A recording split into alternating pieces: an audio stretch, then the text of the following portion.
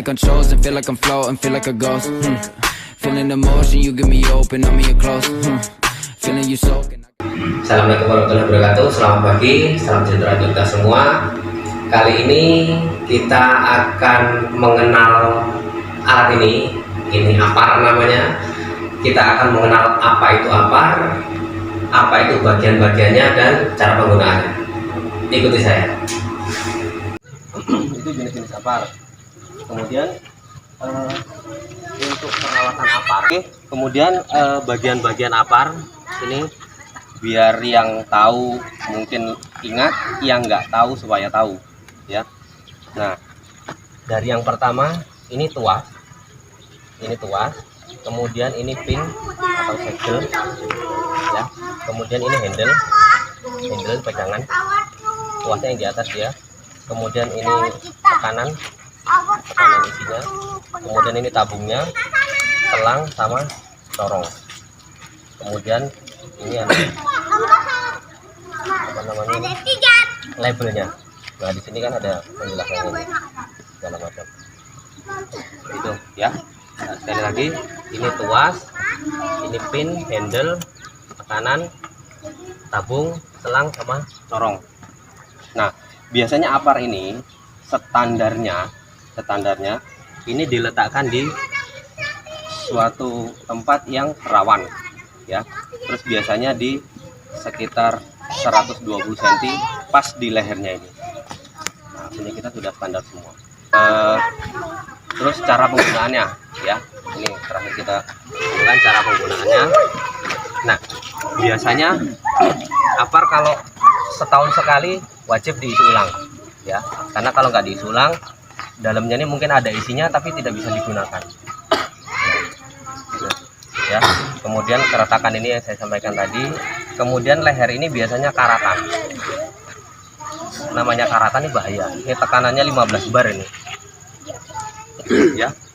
Nah, kemudian ketika ada insiden dimanapun itu, kita cari yang terdekat dulu ya. Penjelasannya seperti itu, kita cari yang terdekat. Misal ada di sini yang terdekat di gudang expo atau di bengkel ya, itu. Kemudian perusahaannya kita ini, kebunnya kita ini ada 9 apar, ada 9 titik apar ya. Bapak nanti tahu ada 9 titik apar. Ketika nanti ada insiden kan tahu tempatnya. Yang pertama di depan kantor besar, apar 1, apar 2 di rumah solar, apar 3 di rumah gudang agrochemical, apar 4 ada di bengkel, apar 5 ada di ruang expo, apar 6 ada di genset, apar 7 ada di gudang pupuk, 8 ada di gudang pupuk, apar 9 ada di rumah mesin ya, kalau bapak tahu. Nah, untuk cara penggunaannya, ketika di sini ada insiden, kita cari yang terdekat. Kalau lebih dari 10 meter, ini harus dipanggul gini maunya, harus sambil lari ya. Kalau dekat dicincin gini aja, karena rawan ini pejet, kecuali memang segelnya benar-benar tersegel ya. Begitu ada insiden, kita lihat yang terdekat. Tapi sebelum kita angkut, kita lihat dulu, kita turunkan, kita lihat bener nggak, bagus nggak ini, selangnya ada nggak isinya. Nanti sudah kita bawa sampai tempat nggak ada isinya kan percuma ya kan, segelnya itu ya. Oke, begitu misalnya diambil dari sana, lari sudah dekat, dipastikan. Nah, posisinya harus seperti ini, harus dijar dengan kaki, jangan gini bukanya, takutnya ini lepas ngantem muka sudah gitu ya. Nah, karena kita kan tekanannya kuat ya, isinya ada, kita nggak tahu kekuatan ininya, namanya pabrikan kan kita nggak tahu ya. Kemudian normal kita cabut, kita arahkan, kita tes dulu. Nah, berarti ada isinya ya, berarti sesuai sama ininya gitu. Kemudian ini apar Dry Chemical ini dia bukan untuk memadamkan sebenarnya, dia untuk memakan angin. Jadi kalau kondisinya apinya di luar ruangan, ya, kita lihat arah angin. Kita harus sejajar dengan angin, supaya namanya api kalau ada angin pasti semakin besar, ya kan? Nah ini supaya ruangan di sekitar kedap angin, nggak ada angin. Gitu. Oke, ya dia nggak berlawanan. Nah, anginnya ke sana, kita harus dari sini, ya harus mengikuti arah angin, gitu Pak ya. Dari berapa meter?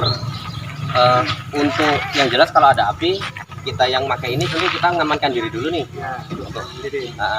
Untuk jaraknya, kalau di dalam ruangan kan kita menyesuaikan. Kalau dalam ruangan ada kantor, ada meja, ada segala macam. Kalau di luar minimal 2 meter, tergantung apinya ya. Kalau apinya besar kan nggak mungkin juga kita dekat. Karena ini lebih dari 3 meter nggak efektif. Ya, minimal 2 meter, paling nggak 3 meter segini.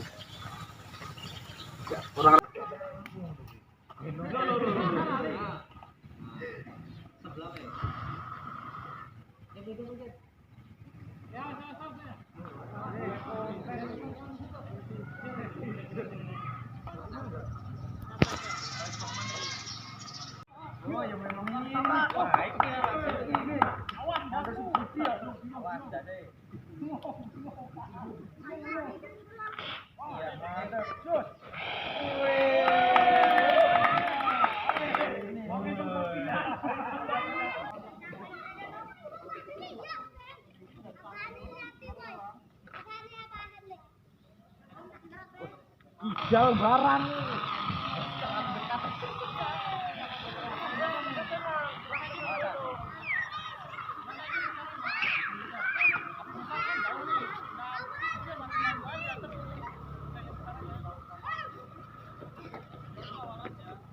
Oke, mungkin itu tadi simulasi APAR yang bisa kita lakukan pada hari ini.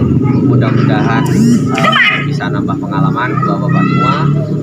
Yang sudah tahu ya semakin mengingatkan, kemudian yang belum tahu supaya tahu ketika nanti bapak-bapak berada di perusahaan lain atau berada dengan kondisi urgent atau ada insiden seperti ini kan bisa dilakukan, gitu Pak ya. Oke, terima kasih waktunya. Terima kasih bapak-bapak semua sudah meluangkan waktunya pagi ini. Saya tutup. Assalamualaikum warahmatullahi wabarakatuh. Selamat pagi.